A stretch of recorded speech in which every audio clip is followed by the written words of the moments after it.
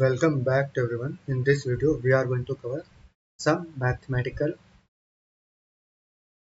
questions और उससे भी पहले हम कुछ मैथमेटिकल सब्जेक्ट्स पढ़ेंगे जो हर एक एग्ज़ाम में आपको इम्पोर्टेंट दिखेगा और आपको देखने को मिल जाएगा हर एक एग्ज़ाम में। ठीक है, सो जैसे कि यहाँ पे क्या है, आप कंटेंट देख लो। Ratio and proportion, partnership, mixture alligation, average, percentage, profit loss discount, problems on ages, time, speed and distance, trains, boats, time and work, pipe and cistern, simple and compound interest, number system, SCF, LCM, height and distance, progression, calendar, clocks, permutation, combination, probability। सो ये सारे आपके chapters हैं जो हम इस particular video में, या तो हम इसको एक वीडियो में कवर कर लेंगे या फिर इसका सेकंड पार्ट हम ले आएंगे। ठीक है, तो पार्ट वन ये हमारा पहला वीडियो है। अगर ये मेरे को एक वीडियो में कवर करने लायक रहा तो मैं कवर कर दूंगा, अगर नहीं रहा तो इसका पार्ट टू भी मैं थोड़ी दिन बाद अपलोड कर दूंगा, तो वो देख लेना। ठीक, सो इस चैप्टर को शुरू करने के, इस पूरे कंटेंट को शुरू करने से पहले कुछ इंपॉर्टेंट चीज़ें, पूरी वीडियो को ध्यान से देखना, कॉपी और पेन साथ में लेना। ठीक है, जिससे कि आप खुद भी प्रैक्टिस कर सको और जो मैं चीज़ समझा रहा हूँ उसको नोट डाउन करते हुए चलना। दूसरी चीज़, ये आपको पढ़ना क्यों है। ठीक है, अगर आप कोई भी गवर्नमेंट एग्जाम के लिए पढ़ रहे हो, ठीक है, या फिर कोई भी प्राइवेट एग्जाम जैसे कि टीसीएस हो गया, एनक्यूटी हो गया, सॉरी टीसीएस एनक्यूटी हो गया, दोनों एक ही चीज़ है, और कोई भी आरआरबी हो गया, ठीक है, रेलवे का कोई भी हमारा एग्जाम हो गया, एसएससी का कोई भी एग्जाम हो गया, एफकैट का एग्जाम हो गया, टीडीएस का एग्जाम हो गया, ये सभी एग्जाम्स में, कोई भी बैंकिंग का एग्जाम हो गया, ठीक है, तो कोई भी एग्जाम आप उठा लो, वहाँ पे आपको दो सब्जेक्ट्स कॉमन मिलेंगे, एक तो हमारा मैथ्स और एक हमारा इंग्लिश। यही दो सब्जेक्ट्स आपको कॉमन देखने को मिलेगा। कहीं पे लेवल ज़्यादा होगा, कहीं पे लेवल कम होगा, बट सब्जेक्ट सारे सेम होंगे। अगर आपका कोई, जैसे आपने सीडीएस के लिए आपको पढ़ना है, ठीक है, तो इसका लेवल थोड़ा सा ज़्यादा होगा, बट कंटेंट तो सेम रहेगा, तो यहाँ से आपका बेस बन जाएगा। एफ कैट का लेवल सेम रहेगा जो यहाँ पे मैं पढ़ा रहा हूँ, आरआरबी का सेम रहेगा, ठीक है, एसएससी का सेम रहेगा। तो ये चीज़ आपको यहाँ पे माइंड में रखना है कि आप कोई भी एग्जाम के लिए प्रिपरेशन करो, आपको ये सारे सब्जेक्ट, ये सारे चैप्टर्स पढ़ के जाने हैं। और रही बात टीसीएस की, तो टीसीएस के लिए तो ये वीडियो मैं बना ही रहा हूँ, तो टीसीएस वाले तो ज़रूर देखें। सो चलते हैं, शुरू करते हैं इस पर्टिकुलर वीडियो को। और आप कहाँ से वीडियो देख रहे हो डू कमेंट। और जिसको भी अभी कोई प्रिपरेशन कर रहा है, कोई भी बीटेक में है, कोई भी गवर्नमेंट एग्जाम या कोई भी चीज़ की प्रिपरेशन कर रहा है, so you can just DM them कि ये हमारा पर्टिकुलर सीरीज चालू है और आप यहाँ से अपना कोर्स कंप्लीट कर सकते हो। तो बिना किसी देरी के let's start to our content. ठीक है, सो सबसे पहले यहाँ पे देखो क्या है, splitting a number in the given ratio. Ratio proportion हम स्टार्ट कर रहे हैं, इसको ध्यान से देखना। यहाँ पे क्या है, मैं इसको बेसिक से लेके चल रहा हूँ, लाइक जिसको अभी ए बी सी डी भी नहीं पता है रेशियो एंड प्रोपोर्शन का, उसके लिए भी यहाँ पे ईजिली वो समझ सके, मैं इस तरीके की यहाँ पे कंटेंट क्रिएट कर रहा हूँ। तो उसको कोई ऐसा मत लेना कि यहाँ पे बहुत ईजी है। अगर आपको ईजी लग रहा हो तो यहाँ पे आप 2x में करके देख सकते हो, या फिर 1.5x में करके इसको प्ले आउट कर लेना। नेक्स्ट यहाँ पे देखो क्या है, 720 को हमें 2:3 के रेशियो में डिवाइड करना है। अब 7:2, यहाँ पे 720 को यहाँ पे इन्होंने क्या कर दिया, 2:3 के रेशियो में डिवाइड कर दिया। अब हमें कैसे पता चलेगा कि कितना पोर्शन ये है और कितना पोर्शन ये है 720 का। इसको करने के लिए हमें एक चीज़ पता होनी चाहिए। देखो 720 क्या है, एक पूरा सेट ऑफ नंबर है, इसको दो पार्ट में डिवाइड कर दिया गया, दो पार्ट इसको दे दिया गया, तीन पार्ट इसको दे दिया गया। अब इसका दो पार्ट हम कैसे डिसाइड करें कि इसका दो पार्ट कितना हो और इसका तीन पार्ट कितना हो, ये डिसाइड करने के लिए हमारा रेशियो एंड प्रोपोर्शन हेल्प करता है। इसमें क्या करेंगे, 720 को हम किसके बराबर कर देंगे, कोई हम एक 2 और +3 इस पर्टिकुलर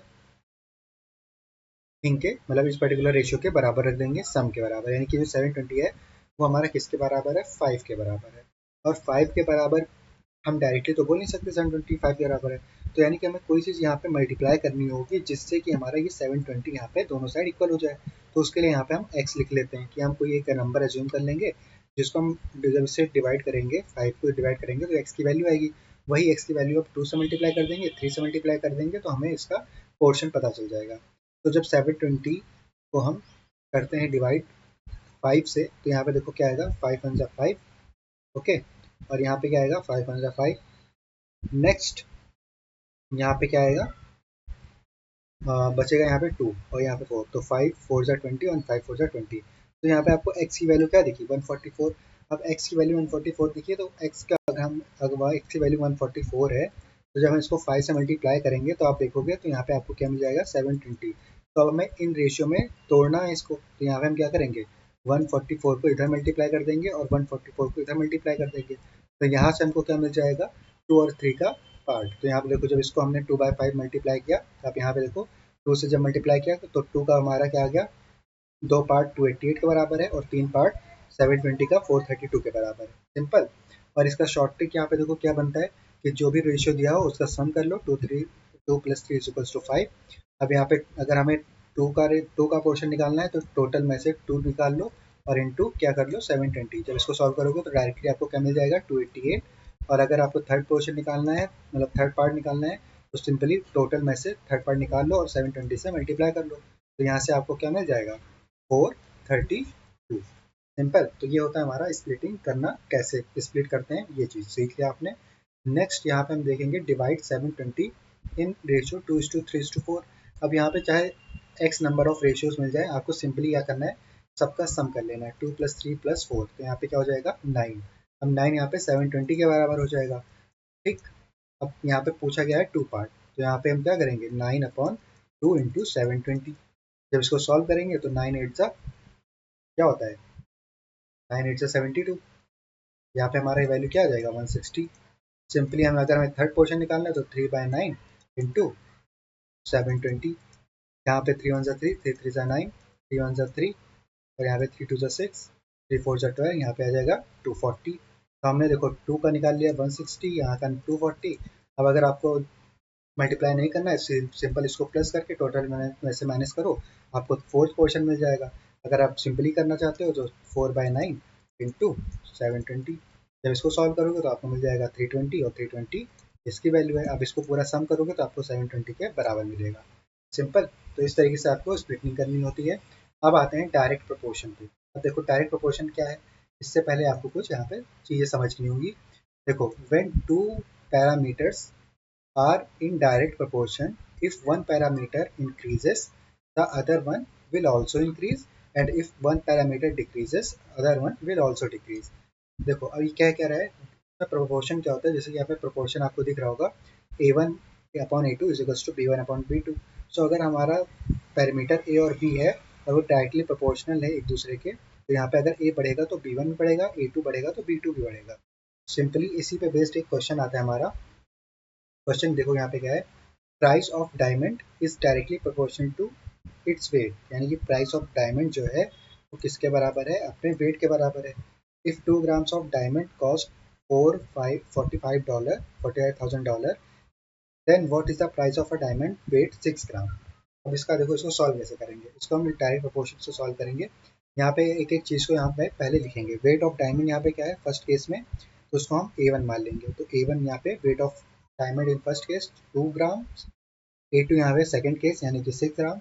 अब B1 यहाँ पे हम प्राइस को मान लेते हैं जो कि हमें 4500 था, मतलब 45,000, और B2 यहाँ पे हमें निकालना है। तो सिंपली हम ये वाला फॉर्मूला लेंगे और इसमें हम वैल्यूज को पुट करते हो जाएंगे, तो हमें अपनी कॉस्ट पता चल जाएगी। चलो इसको पुट करते हैं।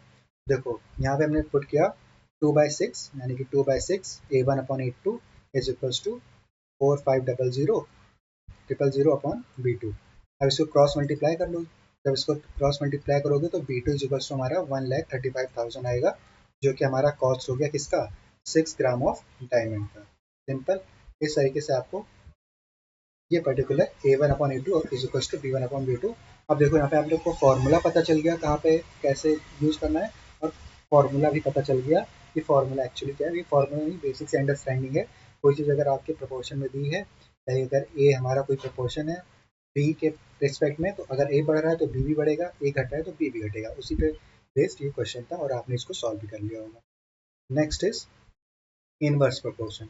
अब इनवर्स प्रोपोर्शन में क्या होता है, इनवर्स आपको समझ में आ रहा होगा कि अगर कोई चीज़ बढ़ रही होगी तो दूसरी चीज़ घट रही होगी। ओके, इसके बाद थ्योरी में समझ लेते हैं। When two parameters, so let me erase, देखो when two parameters are in inverse proportion, if one parameter increases the other one will also increase, other one will decrease, and if one parameter decreases the other will increase। ठीक, simple सा जो हमने अभी हिंदी में बताया वही चीज़ यहाँ पे इंग्लिश में है।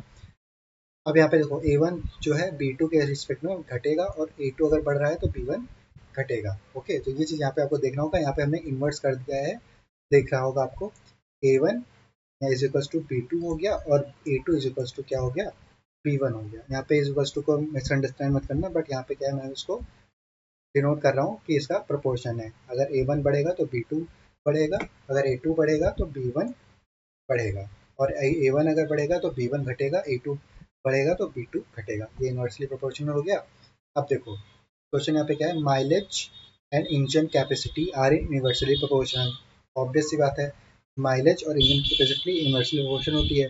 अब bike with 100 CC engine capacity gives a mileage of 80 kilometres. what will be the mileage given by bike with 150 CC engine capacity. अब सिंपल सा A1 क्या हम मान लेंगे 100 सीसी, और A2 हमारा क्या हो जाएगा 150 सीसी, B1 हमारा 80 किलोमीटर्स, और B2 यहाँ पे हमें फाइंड आउट करना है। सिंपल इस पर्टिकुलर फॉर्मूला में रख देंगे। यहाँ पे क्या हो जाएगा 100 upon 150 is equals to B2 upon 80। इसको क्रॉस मल्टीप्लाई कर लो, B2 हमारा क्या आ जाएगा 100 इंटू 80 अपॉन 150, कैंसिल आउट हो जाएगा, 5 3 जा 5 20 जा। इसको जब सॉल्व करोगे तो हमारा कुछ आएगा 53.33 किलोमीटर्स। ये आपका हो गया आंसर। इन्वर्सली का आपने देख लिया, और आपने देखा कि अगर इन्वर्सली ना होकर डायरेक्टली प्रोपोर्शनल होगा तो दोनों क्वेश्चन को कैसे सॉल्व करना है। अब देखो finding A is to C from A is to B and B is to C. अब यहाँ पे देखो अगर चार प्रोपोर्शन दे दिया जाए, फॉर एग्जाम्पल 2:4, सॉरी 2:5 एंड 5:6। अब यहाँ पे एक चीज आप कॉमन देख रहे होगे कि यहाँ पे 5 कॉमन है, और यही दोनों लिंक बना रहा है इन दोनों पर्टिकुलर के रेशियो में। तो इसी को हम यहाँ पे एज्यूम करेंगे। अब यहाँ पे आप ट्रिक मैंने क्या बनाई हुई है कि आप उल्टा n बना लो, और यहाँ पे ABCD लिखते चले जाओ, ABC और ABC, ABC ABC, ठीक है। अब यहाँ पे मल्टीप्लाई करना है, यहाँ पे इसको मल्टीप्लाई करो, यहाँ पे इसको मल्टीप्लाई करो, यहाँ पे इसको मल्टीप्लाई करो, आपको मिल जाएगा। वैल्यूज देखो A इंटू बी, ये रेशियो में हो जाएगा B इंटू बी के, फिर ये रेशियो हो जाएगा B इंटू सी के। तो इस तरीके से आप A to B to C यहाँ से फाइंड आउट कर लोगे। तो अभी देखो इस पर क्वेश्चन कैसा है, तो इस पर डायरेक्टली नहीं आएगा, बट आपको ये हेल्प करेगा अदर क्वेश्चन को सॉल्व करने के लिए। तो the ratio between the salary A and B is 4:5, और एफकैट में तो डायरेक्टली भी आ जाता है। तो यहाँ पे अच्छे से इसको समझना, और TCS में भी डायरेक्टली आता है। तो ये सारी चीज़ें आपको तब पता चलेंगी जब आप जितने ज़्यादा मॉक टेस्ट दोगे, जितने ज़्यादा प्रैक्टिस करोगे कि किस टाइप के क्वेश्चन कहाँ पे पूछे जाते हैं। ये मैं बता दूं कि आपको ये क्वेश्चन कहाँ पे मिलेंगे, एसएससी के क्वेश्चन, एसएससी में CHSL, MTS, GD, इन सारे एग्जाम्स में आपको इस तरीके के क्वेश्चन मिल जाएंगे। प्राइवेट में बात करूँ तो TCS और जितनी प्राइवेट कंपनीज होती हैं उस तरीके में इस तरीके के क्वेश्चन आपको उसमें देखने को मिल जाएंगे। अभी मैं बात करूँ एफकैट की, तो एफकैट में आपको इस लेवल के क्वेश्चन देखने को मिल जाते हैं। सीडीएस में क्या होता है, सीडीएस में थोड़ा और इसको घुमा के दे देंगे, बस इतना चीज़ होगा, ट्रिकी वर्ड यूज़ कर लेंगे, बाकी लॉजिक सेम रहता है। तो सीडीएस में भी अगर हम इसको बेसिक के मान के चलें तो बेसिक आपके सीडीएस के लिए इंपॉर्टेंट है। देखो अभी हम टीसीएस पे थोड़ा फोकस कर रहे हैं, बिकॉज टीसीएस का भी एग्जाम है, बैकअप भी होना ज़रूरी है जॉब के लिए, जॉब सिक्योरिटी के लिए। तो उस हिसाब से प्रिपरेशन आप रखो, ताकि गवर्नमेंट जॉब तो आप साइड में साइड रखो, बट टीसीएस अगर निकल जाता है तो private job you will have. So the ratio between the salary is a and b, ये किस रेशियो में है 4:5 के, एंड बी एंड सी के ये कितने रिस्पेक्ट में है 3:4। यहाँ पे देखो लिंक क्या बना रहा है बी, तो हम बी को पकड़ लेंगे, फिर से उल्टा एन लिखेंगे और ABC वाला रूल लगाएंगे, तो यहाँ पे 4:5 हो जाएगा, 4 5, और यहाँ पे 4, और यहाँ पे 3, यानी ABC और ABC। ओके, अब मल्टीप्लाई करते चले जाओ, यहाँ पे आपको रेशियो मिल जाएगा 12 15 20। अब यहाँ पे इसको जब आप फर्दर सॉल्व करोगे, आपको A टू C निकालना है, तो A टू C निकालने के लिए क्या करो, A और C को पकड़ लो, A ये हमारा, C ये है, दोनों को उठाओ और यहाँ पे इसको सॉल्व करो फर्दर, 3 5 सा 4 3 सा और 4 5 सा, तो 3:5 का रेशियो ये आ गया। तो A टू C का रेशियो आपको 3:5 मिल गया। अब पूछा है कि A का earning, find the salary if C find the salary of C if A is earning 3600। तो सिंपल सा है, 36 आपको 3600 अपॉन क्या करना है, सी जो अभी हम ऊपर सीख के आए डायरेक्टली प्रोपोर्शनल वाला, उसको यूज करेंगे और क्रॉस मल्टीप्लाई करेंगे, will get C is equal to 6000। Simple, कोई रॉकेट साइंस नहीं, कुछ नहीं, आपको सिंपल सा यही करना है और आपका आंसर आ जाएगा। नेक्स्ट यहाँ पे देखो अब यहाँ पे देखो ए टू डी दिया है, ए टू बी दिया है, बी टू सी दिया है, सी टू डी दिया है। अब इसमें क्या करें, यहाँ पे तो चार चार दे दिया गया। अब चार चार का मतलब यहाँ पे क्या है, कुछ नहीं करना, पहले हम तीन को सॉल्व करेंगे, जब तीन मिल जाएगा तो हम उसमें चौथा ऐड कर देंगे। अब देखो कैसे करना है, यहाँ पे हम पहले ए बी सी, ये वाला तो आपको रूल पता ही है, ठीक है। तो यहाँ से हमने क्या निकाल लिया, ए टू बी टू सी। अब यहाँ पे डी भी आ गया, तो हम डी वाले को भी यहाँ पे लिख लेंगे, ए टू बी टू सी और डी। तो देखो ए बी सी लिखेंगे और सी के नीचे सी और डी। ये आपको याद कर लेना है एज इट इज, इसको पैटर्न में यहाँ पे वैल्यूज पुट करते जाओगे, आपको रेशियो मिल जाएगा A to C, A to B to C to D. तो रेशियो अब देखो क्या है, सैलरी ऑफ ए बी दिया है 3:5, बी सी दिया है 4:5, सी डी का भी दिया है 6:7। तो यहाँ हम क्या करेंगे, ए बी सी डी का ए बी में एक लाइन में ए बी सी डी का पूरा रेशियो निकाल लेंगे, और ये किसके बराबर है हमारा, सॉरी ये बराबर नहीं है, if A is earning 7200 find the D salary. तो हम ए और डी को पकड़ लेंगे, तो ए डी को यहाँ पे हमने पकड़ा और 72:175 ये आया। अब ये सेम चीज़ यहाँ पे लॉजिक अप्लाई करेंगे जो हम ऊपर सीखे हैं डायरेक्टली प्रोपोर्शनल वाला। यहाँ पे हम डी की वैल्यू निकालेंगे 1,75,000। Now uses of common factor x, ठीक है। अब इसका क्या मतलब है, अब एक क्वेश्चन इससे इसको समझेंगे। Two numbers are in the ratio 4:5. Sum of their squares is 1025. Find the number. ये कैट का क्वेश्चन इस तरीके का आएगा और टीसीएस में भी आएगा, तो इसको ध्यान से समझना। So the ratio are in 4:5. Sum of their square is 1025. Find the number. तो सबसे पहले हम क्या करेंगे, सब्स्टिट्यूट कर देते हैं कॉमन फैक्टर कि एक फैक्टर होगा जो यहाँ पे मल्टीप्लाई कर रहा होगा इसको। तो हमने 4x और 5x यहाँ पे मान लिया कि x से मल्टीप्लाई होकर ये नंबर ओरिजिनल बना देगा। तो अगर हम इसका स्क्वायर करते हैं तो ये किसके बराबर है, 1025 के। तो 4x square plus 5x square, अब इसका स्क्वायर करेंगे तो इसके किसके बराबर होगा, और आपको यहाँ पे दिख भी रहा होगा कि ये किसी का आपको स्क्वायर दिख रहा है, ठीक है। बट यहाँ पे हम इसको फर्दर सॉल्व करेंगे तो आपको और अच्छा नहीं समझ में आएगा। तो जब हम इसको सॉल्व करेंगे तो हमारी एक्स की स्क्वायर की वैल्यू क्या आ जाएगी 25, और एक्स की वैल्यू यहाँ से हमें क्या मिली 5। अब इसको हम कुछ ना करके डायरेक्टली हम इसमें रख देंगे तो हमें क्या मिल जाएगा 4:4 यानी कि 16 × 20, सॉरी 5 है ना, तो 5 × 4 हो जाएगा 20 और ये हो जाएगा 25। तो द नंबर्स आर 20 एंड 25। इस तरीके के क्वेश्चन आपको देखने को मिलेगी जहाँ पे हमें एक्स मान के सॉल्व करना होता है।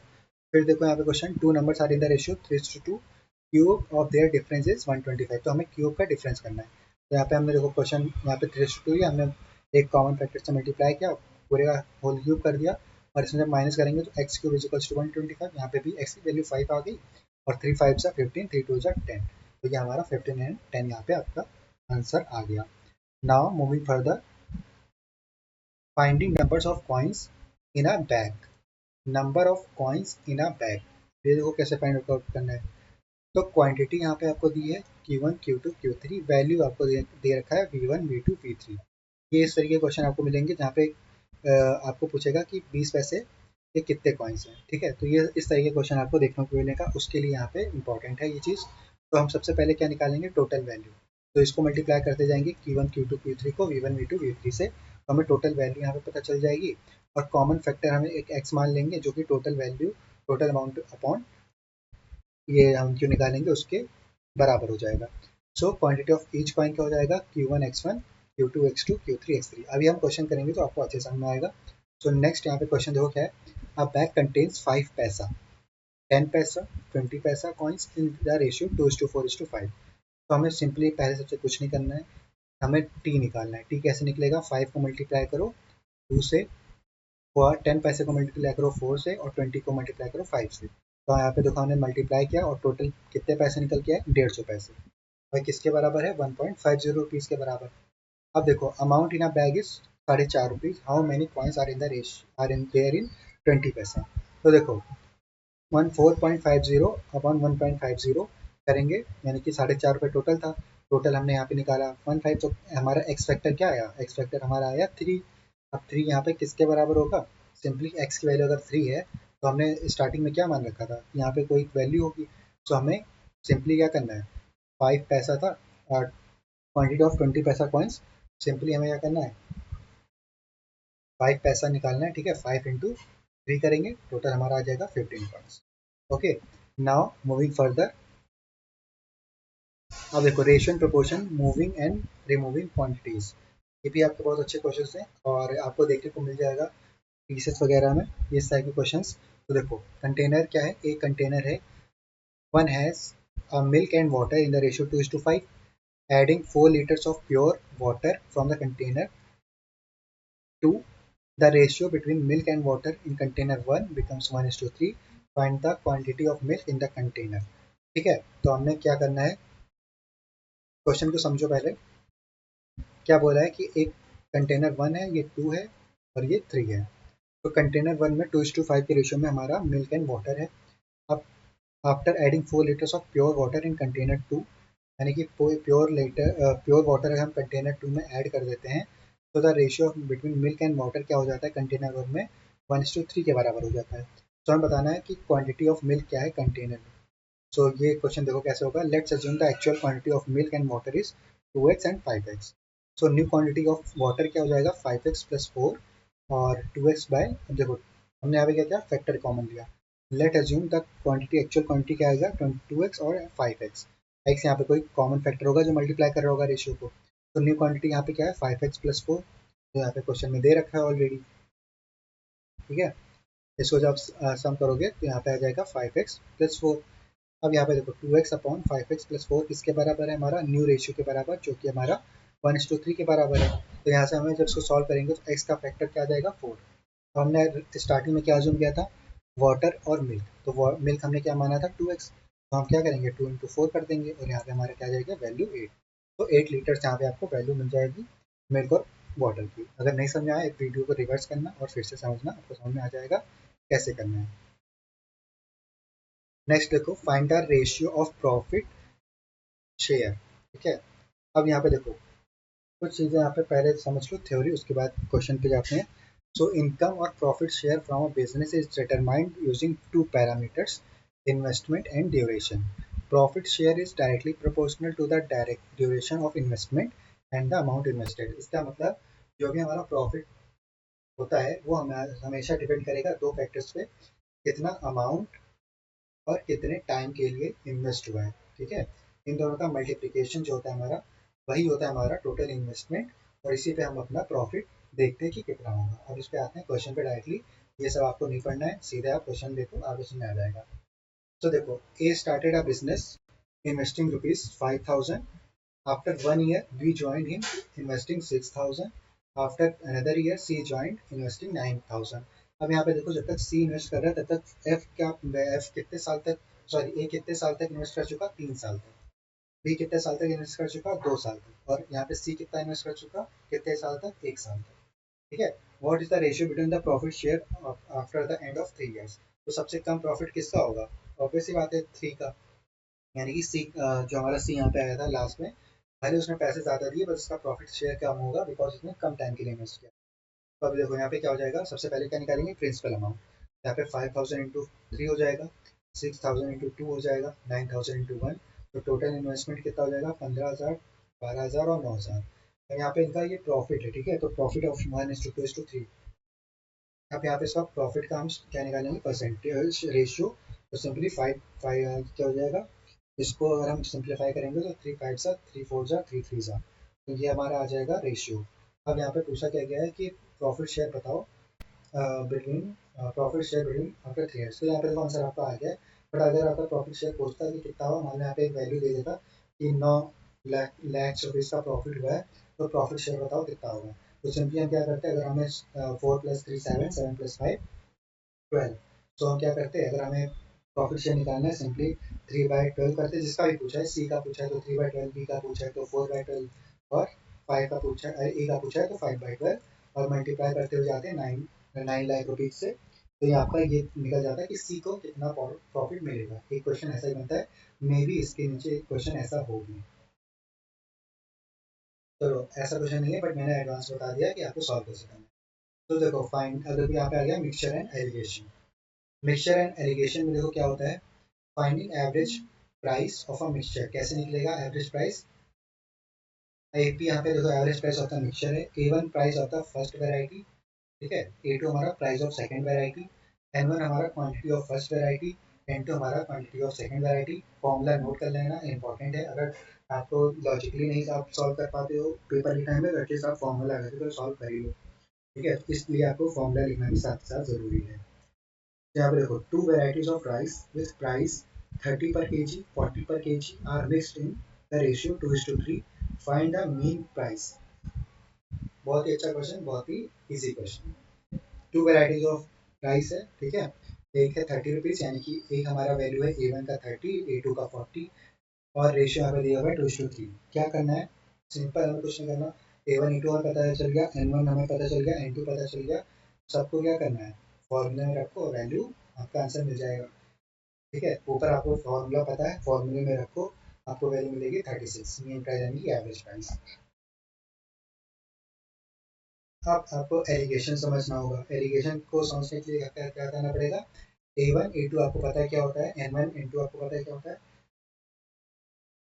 इसमें हम रेशियो में डील करते हैं, ठीक है। हम रेशियो डायरेक्टली फाइंड कर लेते हैं, फिर रेशियो से हम अपना टोटल क्वांटिटी निकाल लेते हैं। अब देखो यहाँ पे क्वेश्चन आपसे क्वेश्चन पढ़ोगे तो समझ में आ जाएगा। In what ratio two varieties of rice worth rupees 40 rupees और 60 रुपीज। तो A1 A2 यहाँ पे आपको पता चल गया, ठीक है। Should be mix with a variety of 46 पर केजी। अब यहाँ पे देखो मिक्स जहाँ पे भी आया है उसको आप सेंटर में लिख लोगे, और जहाँ पे भी 46 किया है उसको आप ऊपर लिख लोगे। अब यहाँ से इसको आपको माइनस करना है, तो यहाँ पे आप माइनस करोगे तो यहाँ पे 14 आएगा, यहाँ पे 6 आएगा। इस पर्टिकुलर को आप फर्दर सॉल्व करके इसका रेशियो निकाल लो। तो ये आपका रेशियो मिल गया, two mixtures have to be mixed in the ratio 7:3 to get 46 rupees of mixture, यानी कि मिक्सचर की वैल्यू हो 46 रुपीज हो, तो उसको आपको 7:3 के रेशियो में यहाँ पे आपको मिक्स करना होगा। तो इस तरीके क्वेश्चन आपको देखने को मिल जाएगा। Successive removal and replacement type question देखो कैसे करना है। एफ यहाँ पे देखो क्या है, फाइनल क्वांटिटी। आई यहाँ पे इनिशियल क्वांटिटी। वन यहाँ पे आप एक मान सकते हो initial minus removal quantity upon initial quantity to the power n number of process, यानी कि कितनी बार हमने वो चीज़ अटेम्प्ट करी है। ये चीज़ आप डायरेक्टली भी कर सकते हो और एलिगेशन से भी कर सकते हो क्वेश्चन को। तो ये आप पे डिपेंड करता है, जब जितना ज़्यादा प्रैक्टिस होगा आप डिफरेंट डिफरेंट मेथड से इसको क्वेश्चन को सॉल्व कर पाओगे। तो ये फॉर्मूला भी नोट कर लेना, ठीक है। इसमें सक्सेसिव होता है रिमूवल और रिप्लेसमेंट, तो इसको आपको ध्यान से समझना है। अब देखो एक कंटेनर है जिसमें 1000 लीटर्स ऑफ वाइन है।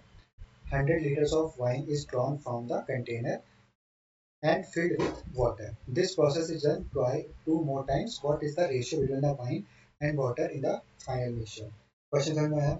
1000 लीटर्स वाइन है, 100 लीटर वाइन को हमने निकाल लिया, उसके से हमने पानी मिला दिया, तो हमें बताना है, और इसको हमने 2 बार प्रोसेस को किया है। तो बताओ जो नया होगा मिक्सचर, वो वाटर और वाइन का क्या होगा रेशियो। अब एक चीज़ यहाँ पे समझो, एक थोड़ी सी थ्योरी होगी, उसको समझ लो तो ये क्वेश्चन आपको और इसी समझ में आएगा। कोई भी चीज़ अगर हम मिक्स करते हैं 2:3 के रेशियो में, या फिर किसी भी रेशियो में, मान लेते हैं 3:3 के रेशियो में हमने कोई चीज़ मिक्स करी, तो ये मान लो एक हमारा जार है, इसमें पी है, इसमें क्यू है। पी लिक्विड है ये, और क्यू लिक्विड है ये। इन दोनों का मिक्सचर से हमने बनाया है पी क्यू लिक्विड। तो देखो अगर हमने इसको 2:3 के रेशियो में हमने मिक्स किया होगा, तो अगर हम इसमें से कुछ निकालेंगे भी तो वो भी हमारा 2:3 के रेशियो में ही निकलेगा। इसका डेली लाइफ एग्जाम्पल में अगर बताऊँ, तो मान लो आप बना रहे हो, अभी गर्मी का मौसम है, तो अभी आप बना रहे हो क्या, रुआब साहब। रुआब साहब मान लो आपने 2:10 के रेशियो में आपने वाटर और रुआब साहब को मिलाया, तो इसको मिलाया आपने और एक मिक्सचर तैयार हुआ।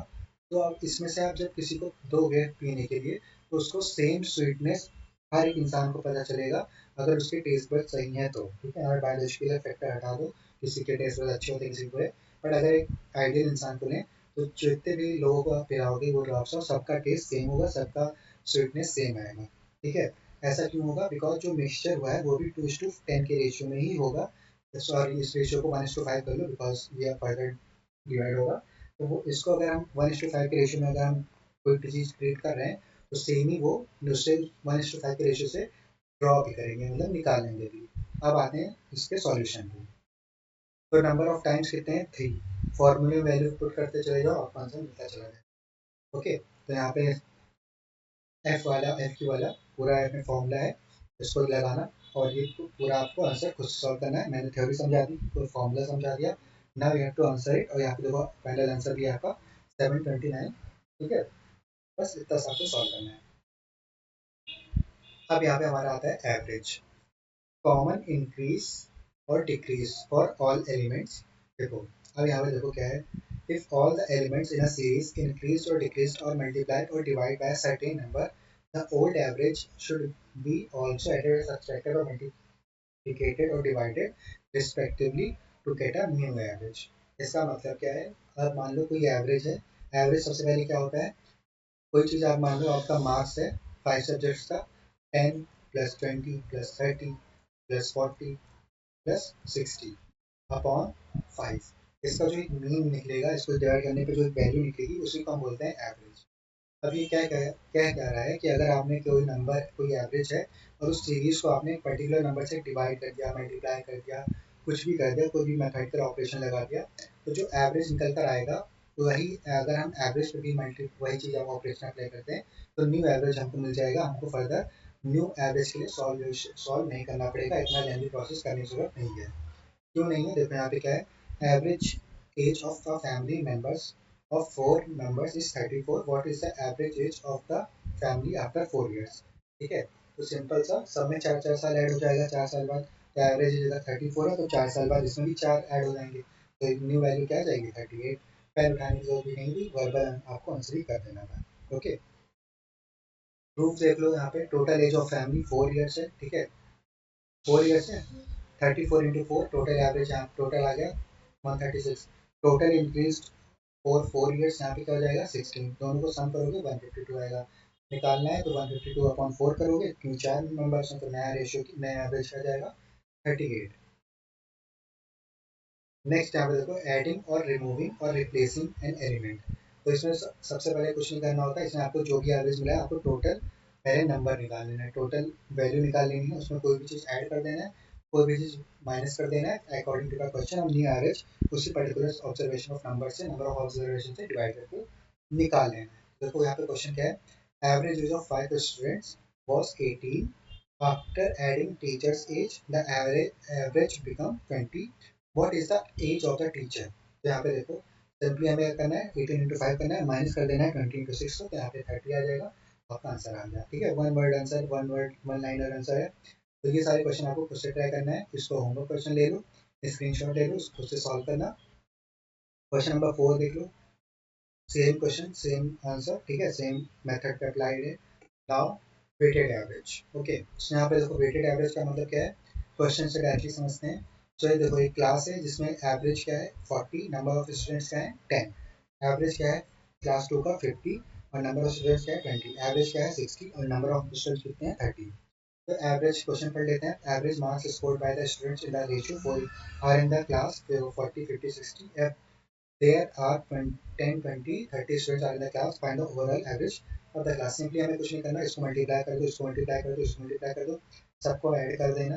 ठीक है, ऐड करने के बाद वो क्या करना है, टोटल नंबर ऑफ स्टूडेंट 10 20 30 कितने हो जाएंगे 60, उसको 60 से डिवाइड कर देना, आपका न्यू एवरेज निकल के आ जाएगा, वही आपका आंसर होगा। देखो यहाँ पे किया भी है, सबको ऐड करके 60 से डिवाइड किया और आपका 53.33 आंसर आ गया। सो यहाँ पे आपको पॉइंट देकर घबराना नहीं है, टीचर्स ने आपको कैलकुलेटर अलाउड है, आपको ऑन स्क्रीन कैलकुलेटर मिलेगा, सिंपली वैल्यूज को ऐड करते जाओ, फटाफट से डिवाइड करो, आंसर लिखो और आ जाओ। ओके, और ये सारे क्वेश्चन आपको टाइपिंग वाले आंसर में आ जाएगा, जिसमें टाइप आंसर वाले क्वेश्चन होते हैं, जिसमें आपको एक ब्लॉक दे दिया जाएगा, उसमें ऑप्शन नहीं होता, उसमें आपको आंसर अपना पुट करना होता है, तो उस तरीके में आपको उस तरीके क्वेश्चन आपको इस तरीके के मेथड से सॉल्व करना होगा। ठीक है, इसी लेवल के क्वेश्चन आएंगे ताकि आप इजीली सॉल्व कर सको, तो इसको ध्यान में रखना। नेक्स्ट यहाँ पे देखो, find the middle subject mark if the middle subject overlaps. अब देखो m इज इक्वल टू क्या हो जाएगा a1 n1 plus a2 n2 minus a not upon n not, जो भी हमें करना है माइनस, उसको माइनस जिस वे में निकालना है, जिस पोर्शन में उसको माइनस कर दो। कैसे करना है क्वेश्चन से समझेंगे। Average marks scored by Sai in 11 subject is 60. Average marks scored by her in first 6 subject is 50. And average marks scored by her in 6 subjects is 62. Find the marks scored by 6 subject. Simple, हमें कुछ नहीं करना, ए not की हमें value पता है 60, N not की value हमें पता है 11। ठीक है, ये पूरा ओवरऑल है। ठीक है, अब यहाँ पे A1 की वैल्यू यहाँ पे क्या दे रखा है 50 का एवरेज है 6 सब्जेक्ट्स का, A2 यहाँ पे 62 है और वो भी 6 सब्जेक्ट का है। सिंपली हमें कुछ नहीं करना, 50 इंटू 60 करना है। Okay, substitute the value of the formula we get, तो फॉर्मूला यहाँ पे आपको दिख रहा होगा, इसमें वैल्यूज को पुट करते हुए जाओ, एम की वैल्यू यहाँ पे क्या मिल जाएगी आपको 50 इंटू 6 करना है, प्लस 60 इंटू 6 माइनस 60 इंटू 11, तो यहाँ पे हो जाएगा 660। इसको जब फर्दर सॉल्व करोगे माइनस करोगे तो यहाँ पे आपको आ जाएगा कि 6 सब्जेक्ट में उसको कितने मिले थे 12 मार्क्स में। ओके, तो फॉर्मूला पता है, इसको ट्राई करना है क्वेश्चन को फिर से, सेम मेथड पे ये भी बेस्ड है, फॉर्मूला आपको यहाँ पे दिख रहा होगा, क्वेश्चन आपको यहाँ पे दिख रहा है, होमवर्क क्वेश्चन है, सो खुद से उसको सॉल्व करना और इसका आंसर मेरे को कमेंट में खुद से कमेंट करना। यहाँ पे भले आपको आंसर दिख रहा है बट खुद से भी सॉल्व करके बताना कि आपका आंसर आया है सही से या नहीं। So now we have completed 3 chapters। कौन कौन से? रेशियो, मिक्सचर एलिगेशन और एवरेज। तो अभी हमारा क्या शुरू हो गया? Percentage calculation. ठीक है, तो परसेंटेज कैलकुलेशन को आराम से हम डिटेल में पढ़ेंगे, तो इसको हम नेक्स्ट वीडियो में कवर करेंगे। तो नेक्स्ट वीडियो में अगर आपको कब चाहिए, अगर ज़्यादा जल्दी चाहिए तो you can just comment it down. मैं अर्जेंटली उसी दिन या नेक्स्ट डे पे पार्ट 2 इसका ले आऊँगा। अगर आपको थोड़ा सा डिले में भी चाहिए तो भी बता देना। अगर एज फास्ट एज मैं एक ही शॉर्ट में नेक्स्ट वीडियो जो भी लाऊँ उसमें पूरा मैं, क्योंकि यहाँ पे कितने पेजेस बचे हैं, अप्रॉक्स आपके 90 92 पेजेस और बचे हैं। ठीक है, तो 92 पेजेस सॉरी 82 पेजेस और बचे हुए हैं।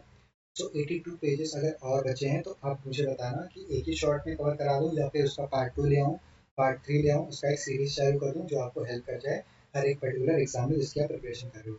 So thank you so much for watching this video. Hopefully आपका टीसीएस में अच्छा स्कोर हो एप्टीट्यूड का। अगर आपने टीसीएस के लिए प्रिपरेशन नहीं स्टार्ट किया है तो स्टार्ट कर दो, कुछ नहीं करना है। मैंने ऑलरेडी 16 वीडियोस अपलोड कर दिए हैं टीसीएस के लिए। वो अगर आप अपने वीडियोस को देख लोगे 2x में करके या फिर 1.5x में करके, so you will get at least 70 to 80% in TCS first round. मतलब कि आपका जो वर्बल एबिलिटी, रीजनिंग पोर्शन और मैथमेटिकल पोर्शन, उसमें आप 70 to 80% स्कोर कर लोगे अगर आपने ये 16 वीडियोस एक साथ देख ली। इसमें क्विक रिवीजन भी है, लाइव मैंने मॉक टेस्ट भी सॉल्व कराया है, तो सारी चीज़ें मैंने ऑलरेडी कहा है कि बस आपको क्या करना है 1.5x में 2x में करके जाके फटाफट से देख लो एज सुन एज पॉसिबल। ठीक है, कोई भी रील स्क्रॉल करने से, शॉर्ट स्क्रॉल करने से अच्छा है कि आप यहाँ पे फटाफट अपना 1-2 घंटा डिवोट करके आप एटलीस्ट 3.5 का पैकेज तो ग्रैब कर ही लो। अगर आपका कोडिंग अच्छा है तो एटलीस्ट आप 7 का पैकेज ग्रैब कर लो, और अच्छा है तो आप एटलीस्ट प्राइम यानी 9 लाख का पैकेज तो आप ग्रैब कर लो। तो thank you so much for watching this video. अगर पार्ट 2 चाहिए तो कमेंट करना, I will make sure to provide you as soon as possible. Thank you so much, मिलते हैं नेक्स्ट वीडियो में। जय हिंद।